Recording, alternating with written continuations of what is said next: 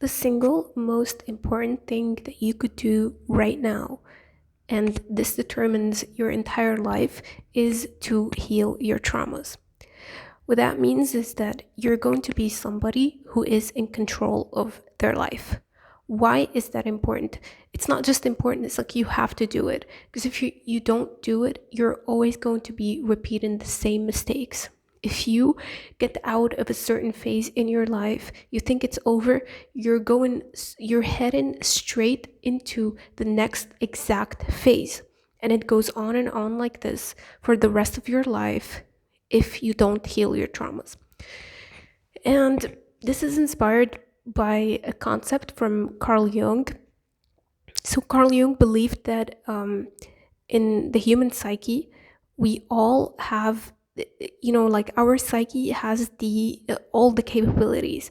It means that if you think of yourself as like an introverted person, you actually have the extrovert in you. You're just not in touch with it. And the way to look at it is to think of your mind and your psyche as like a building with different rooms, and like certain rooms are locked and certain rooms are open. The open rooms are your conscious, and the rooms that are locked is your unconscious. So when you try to do something, or the way you look at yourself, like your ego, your own perception of yourself, you think of yourself only in the rooms that are unlocked. But then when you try to do something that requires abilities from rooms that are locked, then you don't think you can do that. For example, you think of yourself as a lazy person. You don't think that you're capable of being a hard worker, of being a workaholic. So yeah, but you have that. And if I tell you right now, for example, no, you are capable of like being a workaholic, you're not going to believe me because you think you're a lazy person because you still haven't unlocked that door yet. So what happens in this case is that sometimes when it comes to areas that, where your abilities, your unlocked doors, where this area, this thing requires certain abilities that you already have in your own conscious, then you're good. That's the things that you're good at. But then when it comes to other things that are difficult, then it's like you don't, you're not capable of doing it because the room is locked for you, the ability is locked for you. So what you're going to do is one of two things. So the first step is you're going to try to solve the issue by using abilities from other rooms that are not, don't work in this case. For example, you're a logical person, so logic is fine for you, but you're not an emotional person. You have difficulties with your own emotions. You can't be vulnerable with people. So if you're gonna have like problems with being sociable and, being likable, having friends and so on, you're gonna try to, instead of opening up emotionally, which is the right thing to do, what you're gonna do is instead you're going to try to solve it logically. You're going to try to use the thing that you're already comfortable with to solve an issue, but that tool, logic, is not good for this, for this task. So you're going to be over analyzing people, you're going to read lots of books about psychology, you're going to get education, you're going to try to analyze and understand human behavior, but that doesn't take you anywhere. Now you know all these theories, you understand the studies and so on, but did that actually improve your charisma? It didn't, because improving your charisma requires that you have to be open emotionally to people. Okay? So your whole life you're going to be stuck in the same cycles. You're not going to be able to solve this issue.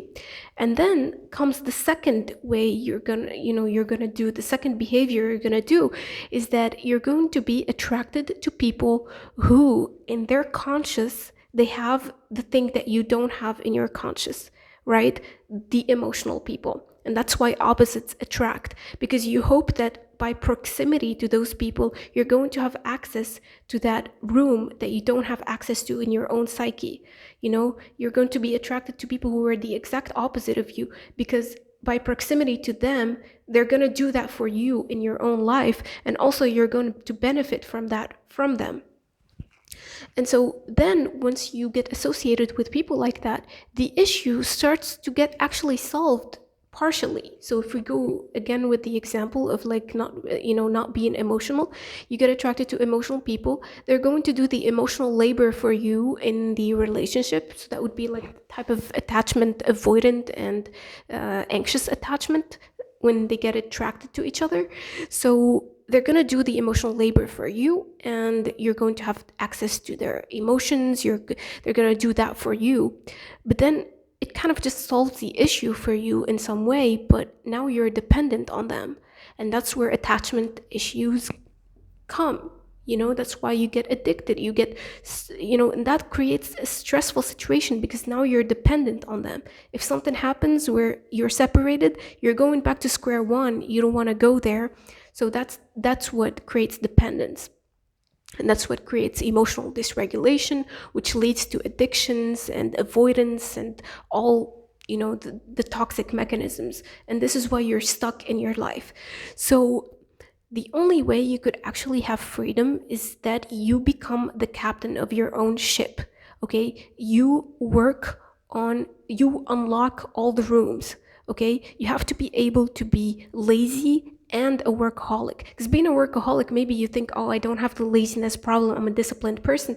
But you don't have the opposite of that, which is taking a rest, recharging, being lazy. Being lazy is very important sometimes. Okay, so you have to be both. Okay, so if you're the type of person, for example, you talk about yourself a lot. You're like, I'm this kind of person, I'm this kind of person, I'm an introvert, I'm an extrovert, I am this, I am that.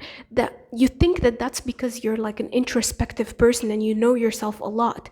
But that just means that you have so many unlocked doors in your psyche that your perception is so limited. Your sense of self is very limited. If you're the type of person who's always qualifying yourself with certain adjectives, that means you're so limited. The right and healthy way to be is to be everything. I am this and this, so I'm nothing, I'm all of it. So you can't even qualify, you don't even talk about yourself a lot. So the right thing to do is to shut up, stop talking about yourself, and start living, start doing things, start working, start doing the things that you don't know how to do, start making mistakes, start working on your traumas. Because at the end of the day, the reason why you have those unlocked doors is because of your traumas. It's because of the things that people around you told you that you can't be, and that, like, no YouTube video is gonna solve that for you. And like, you just need professional help. And all of us need that.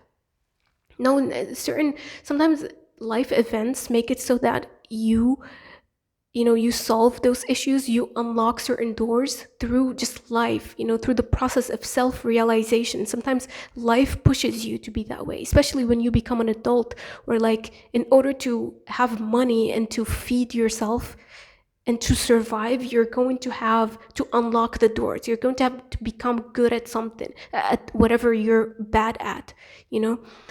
So yeah, at the end of the day, the sense of self, this like, I am this, I am that, is not real. It's an illusion, okay? It is an illusion.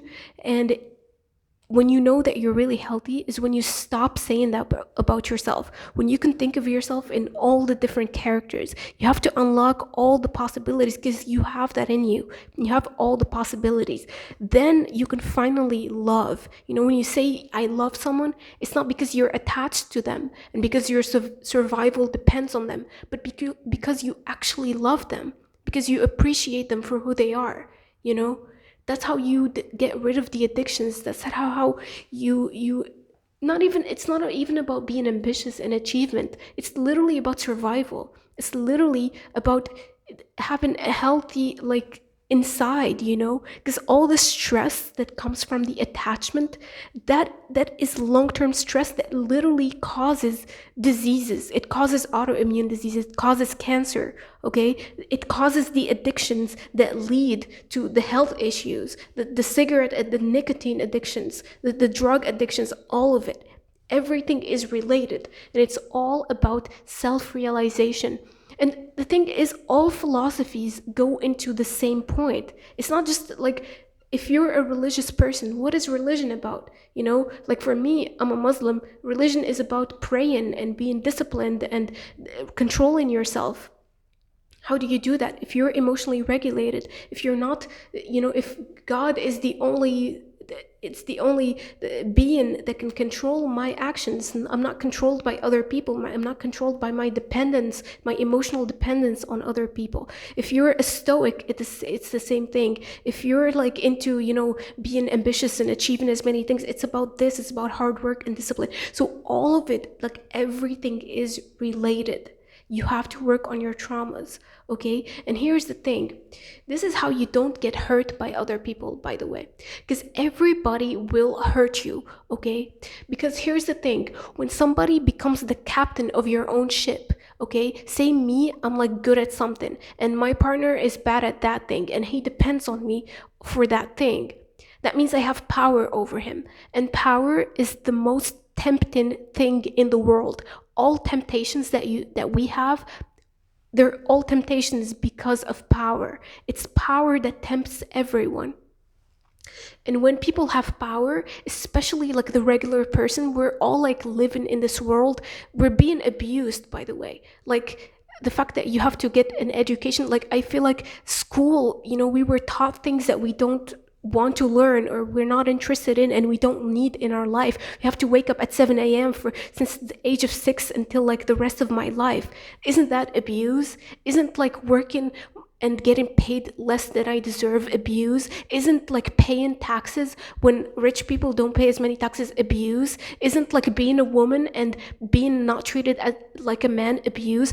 If you're like an average middle class person, you are getting abused on a daily basis, okay? So there's power that's being taken away from you. The millisecond you get power, the temptation to abuse that power is so high. It's like a person being starved and you give them food. It's irresistible. Okay, so when you give your power away to the average person, you better believe they're gonna abuse it. And it doesn't matter how good of a person they are. It doesn't matter with their principles. Sure, if they're a better person, then perhaps they're not going to abuse you as much, but they're going to, okay? They are going to. So at the end of the day, everybody's gonna abuse you. And when it comes to abuse, for example, there's physical abuse. When you physically abuse someone, it's hard to give yourself excuses for that, because like for the average person, you can't really be like, you can't like, you have to make excuses for yourself. You can't accept that you're the asshole, that you're a bad person, right? So what happens is like, for example, when I'm talking to you right now about abuse and emotional abuse and so on, what comes to mind is like you being abused. You don't think when you abused someone, because we don't want to think about that. So at the end of the day, people are going to abuse you, and especially abuse you emotionally. So this is why you have to be the captain of your own ship. Thank you for watching, and to the next time.